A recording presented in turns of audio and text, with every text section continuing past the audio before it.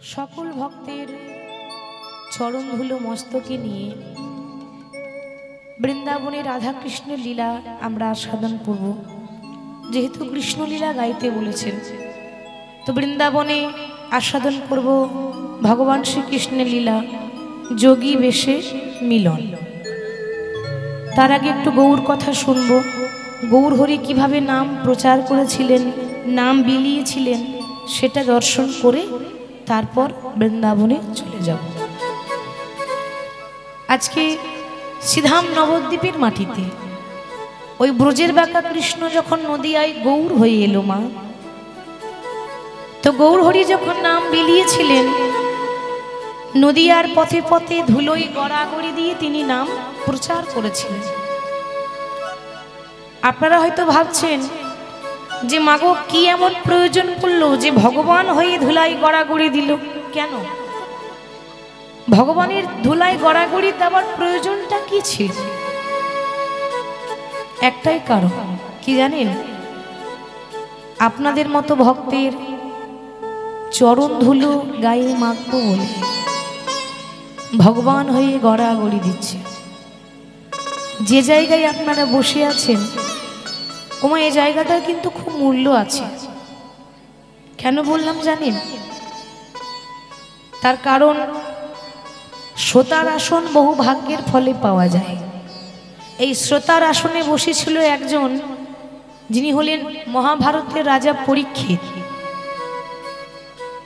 তিনি একদিন নয়, দুদিন নয়, 3 দিন নয়, পরপর 7 দিন ধরে একই রকম করে শ্রোতার আসনে বসে তিনি ভাগবত পাঠ শ্রবণ করেছিলেন। আর তার ব্রহ্মশাপ ছিল যে 7 দিনের মধ্যে তার তক্ষক দংশনে মৃত্যু হবে, আর সেটা হয়েছিল। আচ্ছা একবার ভাবুন মা, যে এ জগতের কজনের সৌভাগ্য হয় যে হরিনাম শুনতে শুনতে চলে যেতে পারে?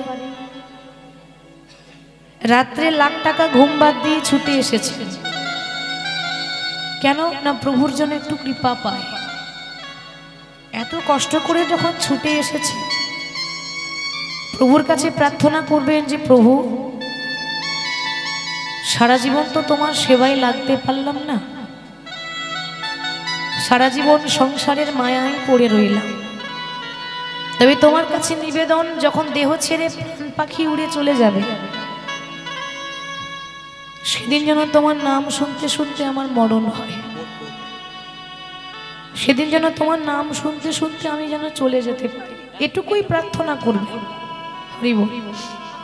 ভগবান ভক্তকে বড় ভালোবাসেন, তার প্রমাণ রামায়ণে একবার মা জানকী, জানকী মানে মা সীতা, সীতার আরেক নাম জানকী। তো মা সীতা, মা জানকী একদিন আয়নার সামনে বসে খুব যত্ন করে সিঁদুর পড়ছে। আর মা যখন সিঁদুর পড়ছে, হঠাৎ সামনে বসেছিল হনুমান।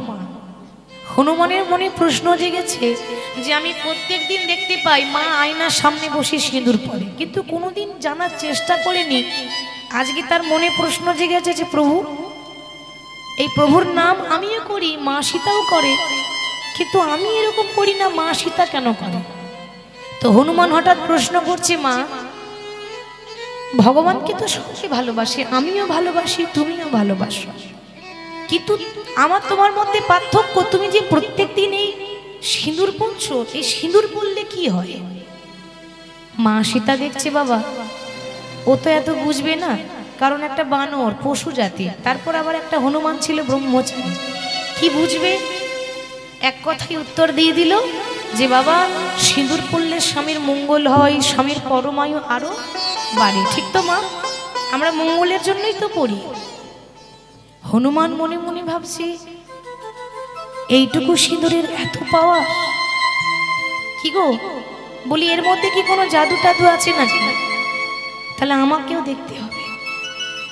মা সীতার ঘরে যত সিঁদুর ছিল বাবা, সব নিয়ে এসে পা থেকে মাথা পর্যন্ত মেখে একেবারে লাল হয়ে গেছে। গোটা গায়ে মেখেছে, মুখে মেখেছে, লাল ভূতের মতো হয়ে সে বসে বসে অপেক্ষা করছে প্রভু। আর এই হনুমানের ভক্তি দেখে মা সীতা মনে মনে ভাবছে, হাই রে, এ জগতে অনেক ভক্ত দেখেছি, তবে এই হনুমানের মতো ভক্ত দেখি নাই। এত সরল যে এটাও জানে না যে সিঁদুর শুধুমাত্র নারীরা পরে, একটা বানর কখনো পড়ে না, কিন্তু তার মনটা কত সরল দেখুন। মা সীতা থাকতে না পেরে মা সীতার গলায় ছিল একটা দামি মুক্তার মালা, নিজের মালাটা খুলে দিয়ে হনুমানের গলায় পরিয়ে দিয়েছে। বাবা, তোমার যা ভক্তি, তোমার ভক্তি দেখে আমি আমার মালাটা তোমায় পরিয়ে দিলাম, তুমি সবসময় পরে থাকবে, তোমাকে দেখতে ভারী সুন্দর লাগছে। এবার যেই না পরিয়ে দিয়েছে, বাবা একটা বানরের গলায় যদি একটা মুক্তার মালা পরিয়ে দেন মা, সে যত্ন করবে? মা করবে না। সে কি বুঝবে বানর মুক্তার মর্ম? কি বুঝবে? কথাতেই তো আছে যে বানরে সপিলে মতি, তার নাই মতিতে মতি, সে তখন অনায়াসে কাটে। যেই না মালাখানি গলায় পরিয়ে দিয়েছে, সেই মুক্তার মালা হনুমান দাঁতে করে কেটে চিবিয়ে চিবিয়ে ফেলছে, দাঁতে করে কাটছে আর চিবিয়ে চিবিয়ে ফেলছে, দাঁতে করে কাটছে আর চিবিয়ে চিবিয়ে ফেলছে। লক্ষণ বলছে, মা দেখলে তো, যদি আমাকে দিতে আমি বরং একটু যত্ন করে রেখে দিতাম, আর দিয়েছ তাকে একটা বানরের গলায় মুক্তার মালা।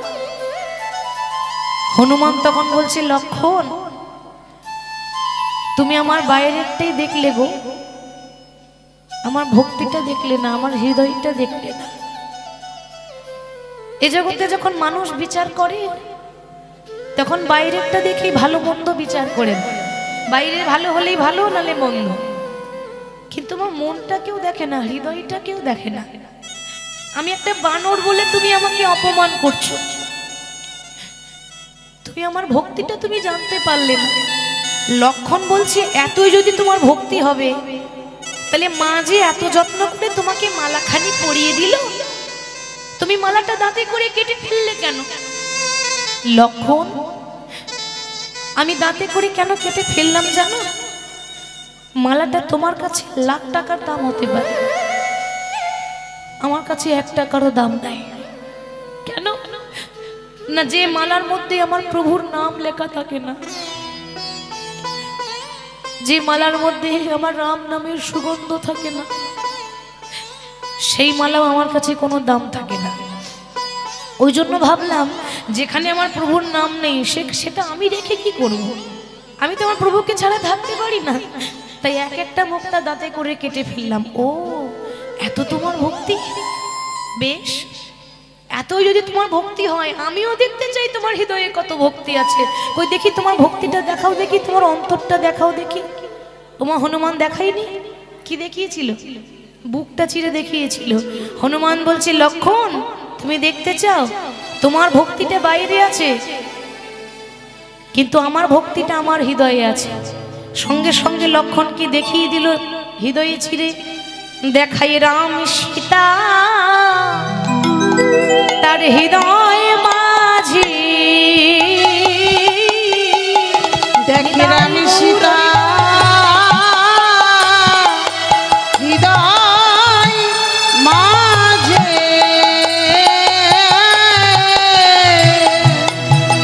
দেখো দেখো দেখাই রাম সীতা তার হৃদয় মাঝে, রাম সীতা হৃদয় মাঝে, তারা যুগলে হয়ে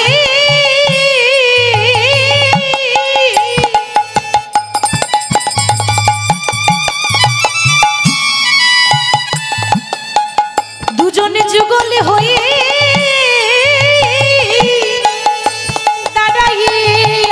আছে। দেখো দেখো রাম সীতা তার হৃদয় মাঝে, তারা যুগলে হয়ে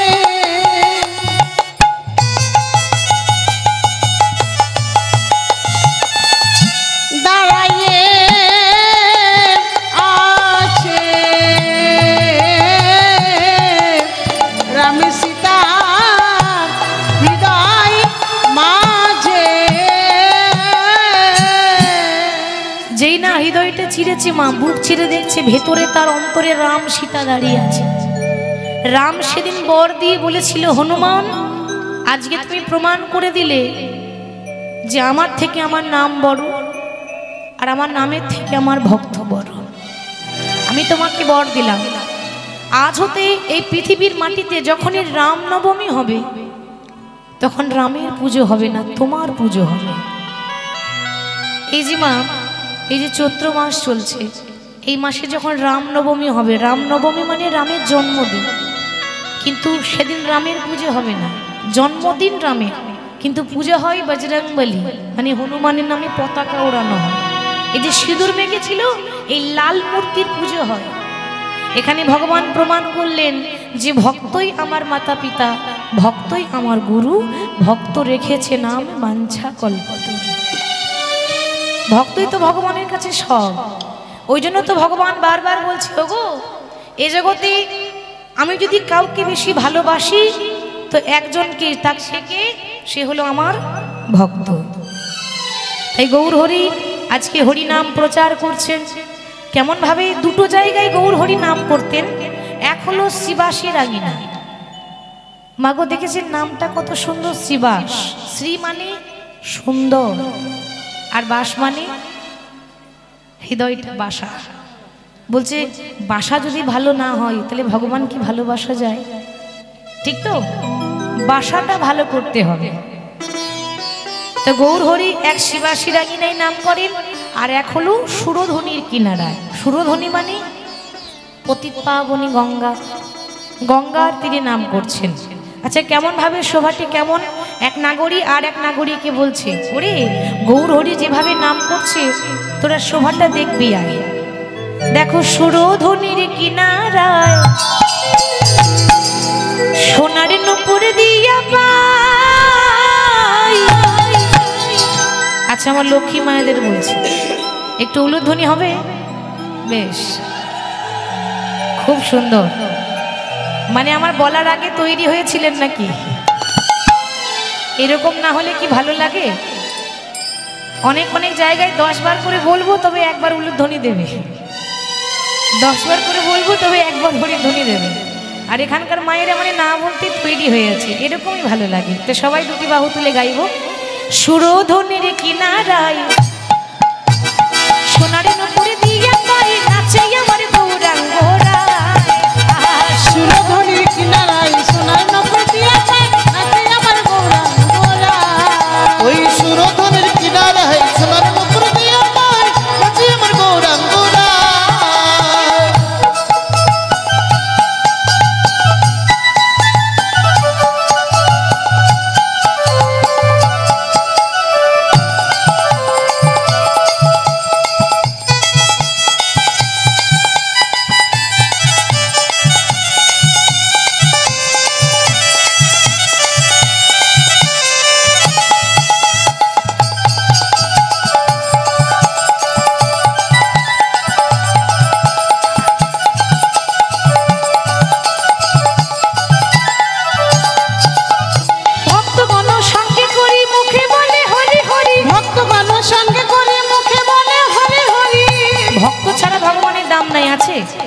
আমি যদি বলি একাই গাইবো একাই শুনবো হবে, তাহলে তো ঘরে বসে হয়ে যেত।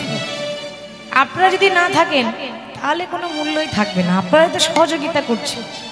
তো এটাকে বলে সংকীর্তন, সবাইকে সঙ্গে করে নিয়ে ভক্তগণ সঙ্গে করি মুখে বলে হরি হরি, ভক্তগণ সঙ্গে করি মুখে বলে হরি হরি। আর নয়নে প্রভু ফিরে ফিরে যায়, আর নয়নে প্রভু ফিরে ফিরে যায়, আর নয়নে প্রভু ফিরে ফিরে চায়, আর নয়নে প্রভু ফিরে ফিরে যায়। সুরধ্বনির কিনারায় সোনার নূপুর দিয়া পাই, নাচে আমার গৌরাঙ্গ রায়। কিবা সুরধ্বনির কিনারায় সোনার নূপুর দিয়া পাই, নাচে আমার গৌরাঙ্গ রায়। সুরধনের কিনারায় সোনার নূপুর দিয়া পাই, নাচে আমার গৌরাঙ্গ রায়।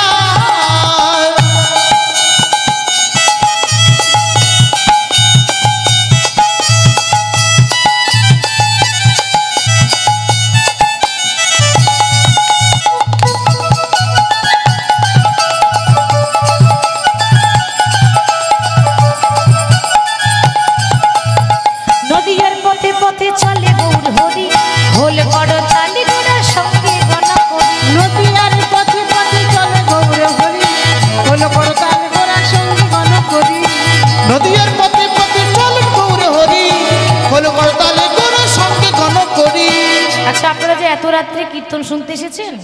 খোল করতাল এনেছেন? মনে নেই? এনেছেন? বা খোলও আপনাদের কাছে আছে, তাই তো? আর করতালিও আপনাদের কাছে আছে। হ্যাঁ, সবাই খোল আর করতাল দিয়ে, সবাই করতালি দিয়ে গাইব।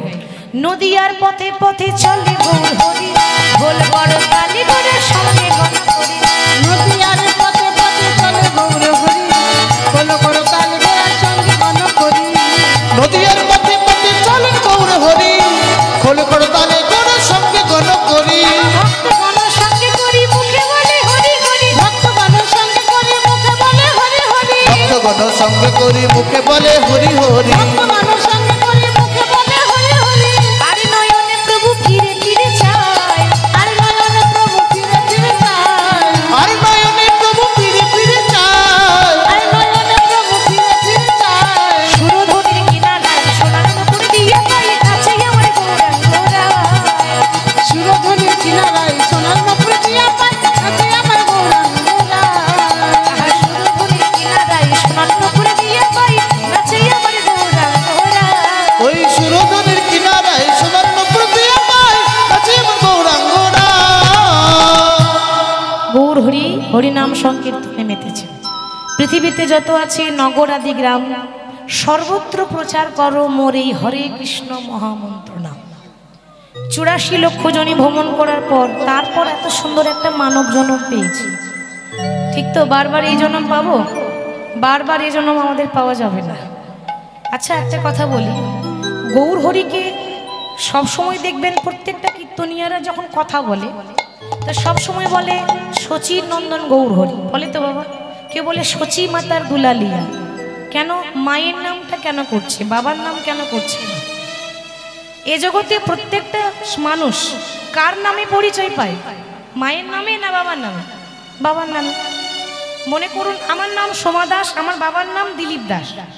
আমার গ্রামে গিয়ে যদি বলেন আচ্ছা সোমা দাসের বাড়ি কোনটা, তো অনেকে বলবে সোমা দাস মানে ওই দিলীপ দাসের মেয়ে। কি গো বলবে তো? আমার বাবার নামটা বলবে তো? সে আগে ওটাই বলবে। তা ঠিক সেরকম প্রত্যেকটা মানুষ বাবার নামে পরিচয় পায়, কিন্তু প্রথমবার নিয়মটা যদি কেউ পাল্টেছে তো মহাপ্রভু। তার বাবার নাম ছিল জগন্নাথ মিশ্র, ব্রাহ্মণের সন্তান, কিন্তু বাবার নাম কোনোদিন বলেনি, সবসময় বলে শচীর নন্দন গৌর হরি। বলে কেন? এটাও তো একটা প্রশ্ন, এটা একটা ভালো প্রশ্ন যে কেন নামটা কেন হয় মায়ের? কেন হয় জানেন? এ জগতে ছোট্ট ছোট্ট বাচ্চারা যখন খেলা করে তো ধুলো বালি লেগে যায়, খেলা করতে করতে কাদা মাটিও লেগে যায়। তোমার ধুলো বালি মেখে কাদা মাটি মেখে যদি বাবাকে বলে বাবা একটু কোলে নাও, তো বাবা কোলে নেয়? সত্যি করে বলবে এই যাই যাই স্নান করে দূর দূর স্নান করে তারপর আসবি, বলে তো? কিন্তু মা বিচার করে যে আমার ছেলেটা কাদা মেখে আছে, ওকে কোলে নেব না। এটা কি মা বিচার করবে? ছেলে যদি কাদাও মেখে থাকে তবু মা কিন্তু তাড়াতাড়ি গিয়ে ছুটে নেবে, ঠিক তো?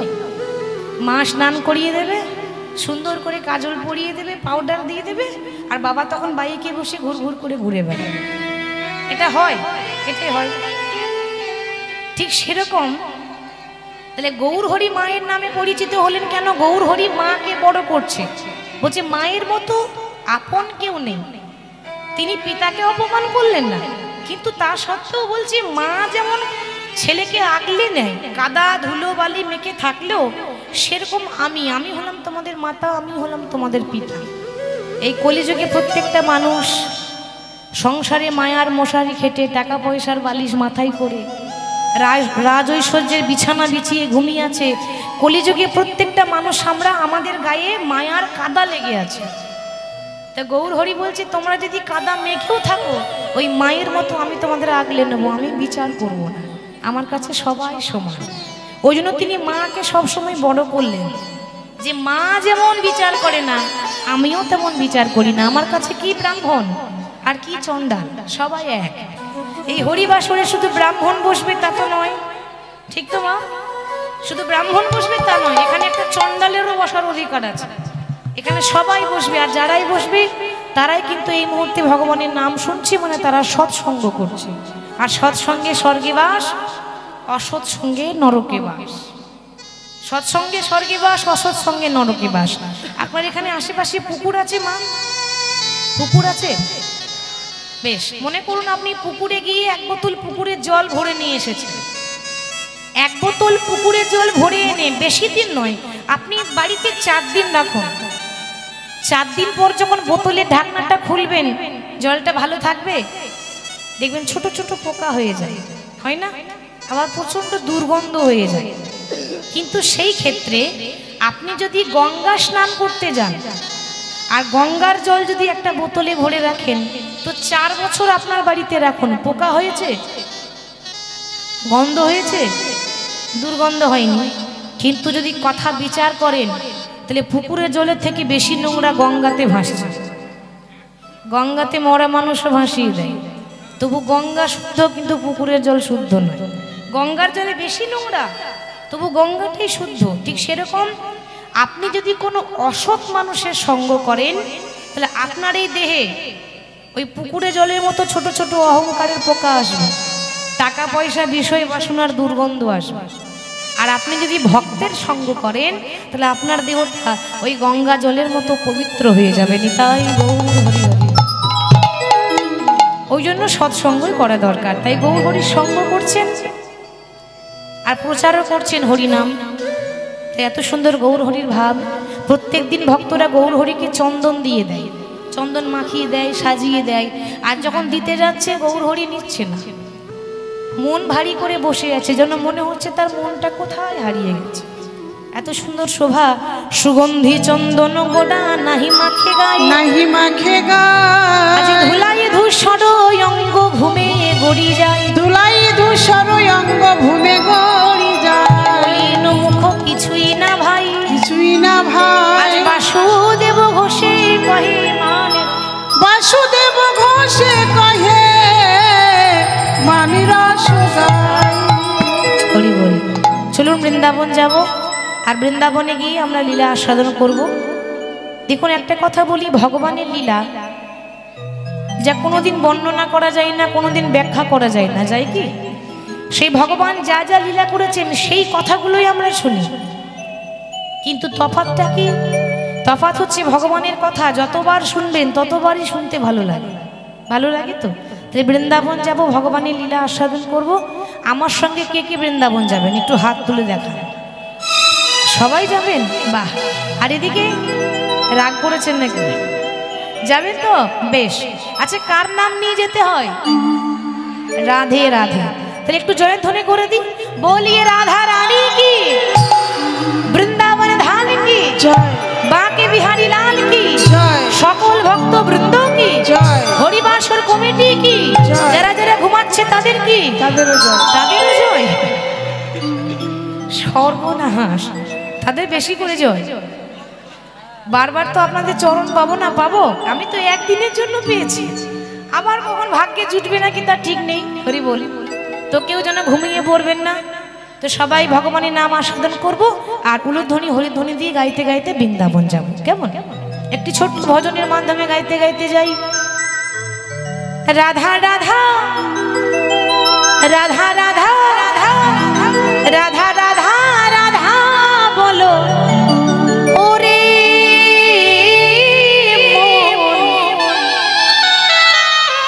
যদি যাবি, যদি যাবি, যদি যাবি মধুর বৃন্দাবন। ও রাধা রাধা রাধা রাধা রাধা রাধা রাধা বলো ওরে মন, যদি যাবি মধুর বৃন্দাবন। ও রাধা রাধা রাধা রাধা বলো ওরে মন, যদি যাবি মধুর বৃন্দাবন।